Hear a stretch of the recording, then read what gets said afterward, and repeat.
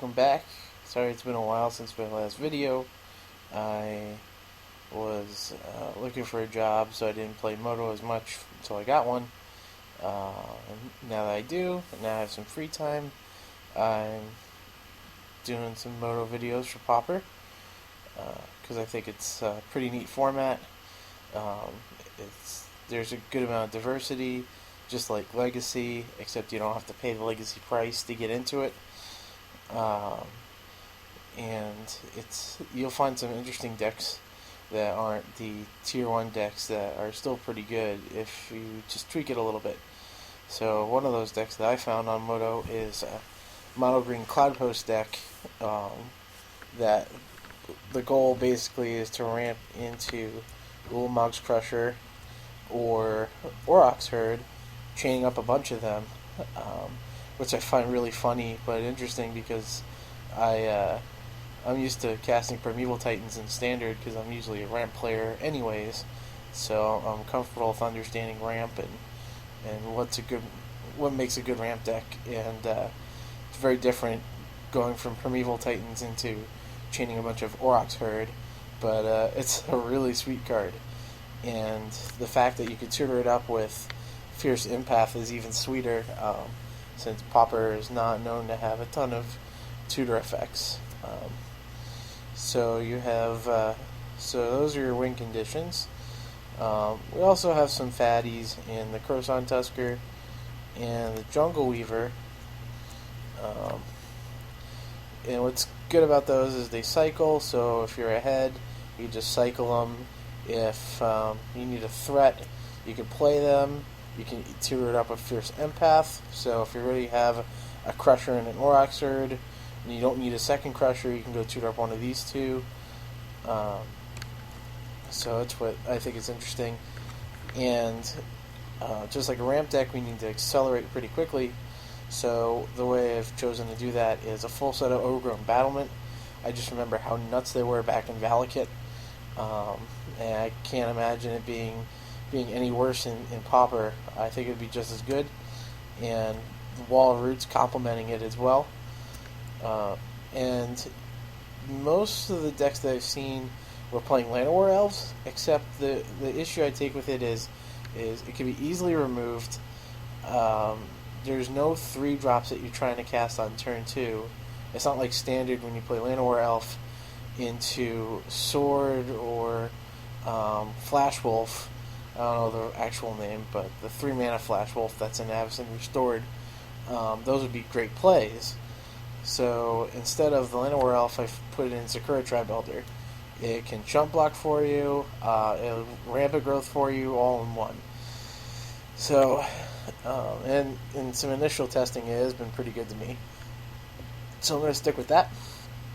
And the other common theme to these green Cloudpost decks is land destruction and mana acceleration at the same time. So how do we do that?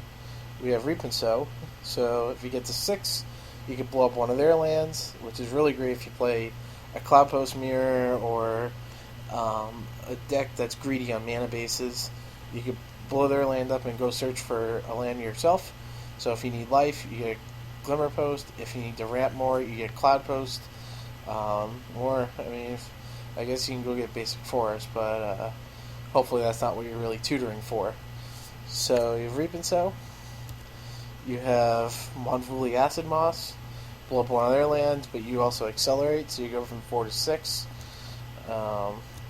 And in this spot, there was that Ice Age spell, which is reprinted in Masters Edition. And for the life of me, it's a name I can't remember.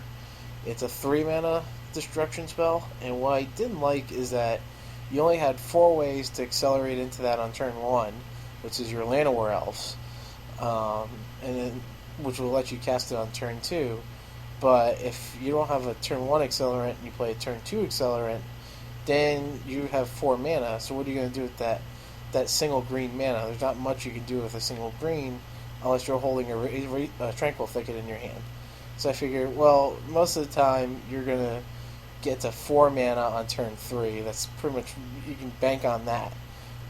If you get to 4 mana on turn 3, you can still Stone Rain them like you would with the other spell, whose name I can't remember, but at least you gain life in the process, which buys you enough time to get into your Crushers or Oxherd. So that's why I've drained the well here. So, onto the sideboard, I have 2 copies of Deadly Recluse, which I use for Ulamog Crusher fights, or also I was playing a test game against Pump Elves, and that card's pretty sweet because it kills their Nell Sentinel or whatever big threats that they have, and they have to burn pump spells on it if it's 1/1s and stuff like that. So I kind of like this card. I'm going to keep it for now. There may be some matchups where you'd rather have the Jungle Weaver over the Croson Tusker, so there's a second, and then vice versa. Penumbra Spider, I think, has been pretty good to me. What's great about this is, like the Deadly Recluse, you can throw it in front of things, and you'll get value. Instead of killing the creature, you'll get another 2/4 with reach, which is really, really good. Rejuvenate. I know some people are playing around with Grazing Gladeheart, and what's not so great about that card is to get 6 life in one shot, you need to play 3 land drops, which not necessarily easy to do. What I like about this is if you play against some aggro decks like Goblins that are really quick out of the gate, you can gain 6 to buy yourself some time, or if you're ahead, you can cycle it for another card, which I like.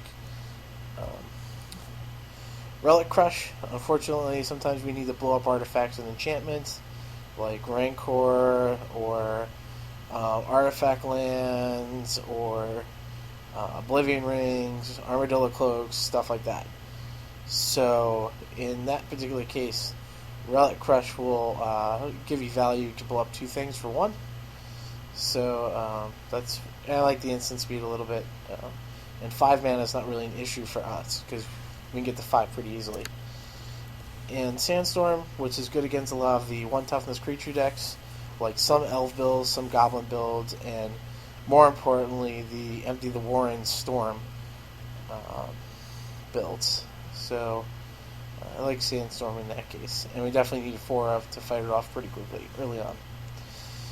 So that's kind of my deck tech.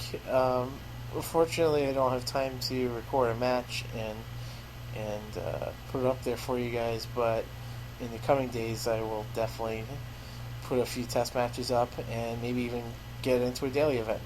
So keep posted. I'm going to continue working on this deck because, like I said, I love playing ramp. I know ramp very well, or I think I know ramp very well. So I'm very comfortable with it. So it'll be interesting to see the evolution of this as we go.